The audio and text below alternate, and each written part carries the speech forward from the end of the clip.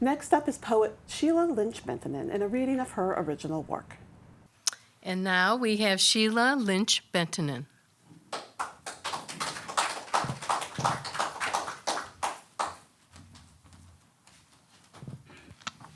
Thank you. Thank you, Jennifer, for putting this together and for breathing living lotus. As Ed mentioned, the aura here is very wonderful. You've breathed some special in here. So this neighborhood, one of my interests is archaeology, and this neighborhood right here is had 10,000 years of people living it, and not many people know that. And this is a mortar and pestle from this area that a woman used to grind corn. And this is a bowl that was found underground, and it would have a fire underneath it. And down the street, a 10,000-year-old settlement was found by archaeologists and closed up. So I'm always amazed when I come to this neighborhood and it borders the Jones River and out to the bay on how old it is. So this poem is about that. The earth, she holds secrets. Harsh winter landscape, coated deep, silent blanket of snow. Below the rock-solid, unyielding earth, slowly changing with the light. Spring soil starts to warm. The farmer does his ancient homage to the sun by overturning and seeding soft soil with sustenance.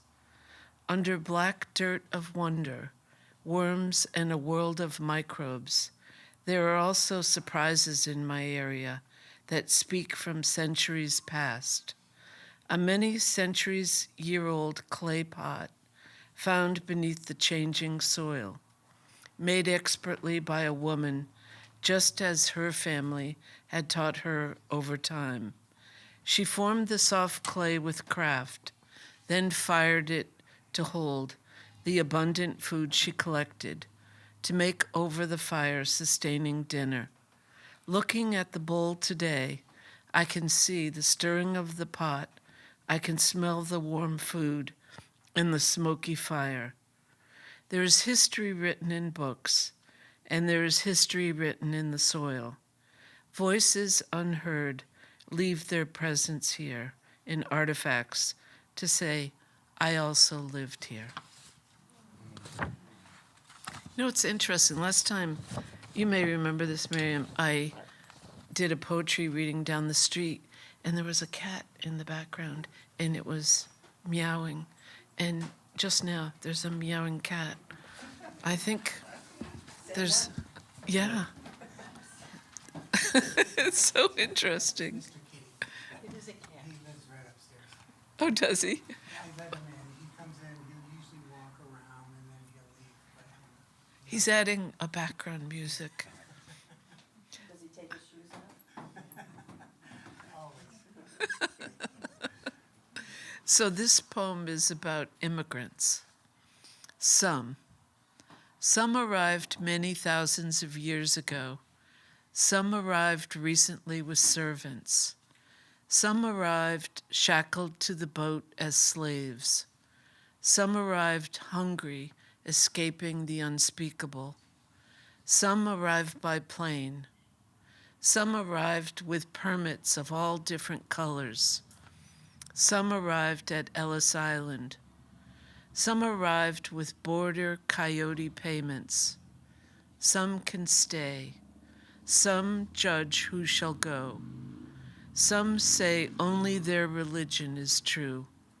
Some say only their skin color is worthy. Some do not know history.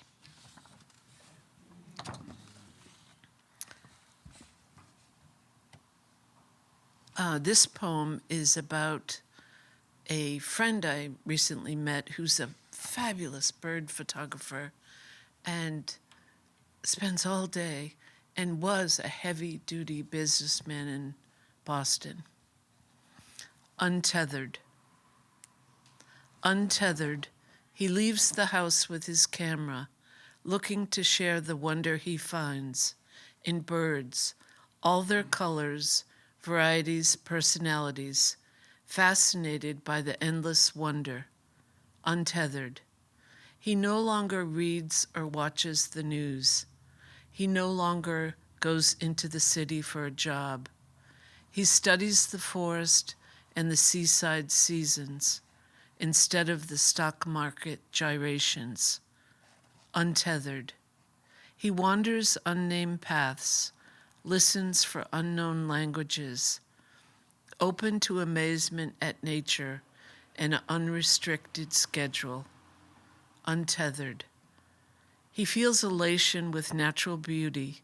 He knows he will soon fly away, and he wants to be as light as possible. Untethered. Thank you.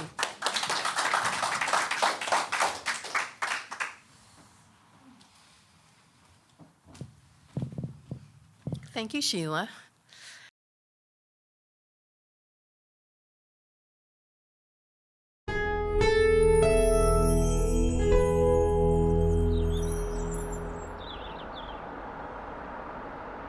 We're so glad you stopped by. If you would like to support community in action through media, please consider donating to the local scene. The QR code here will take you where you need to go.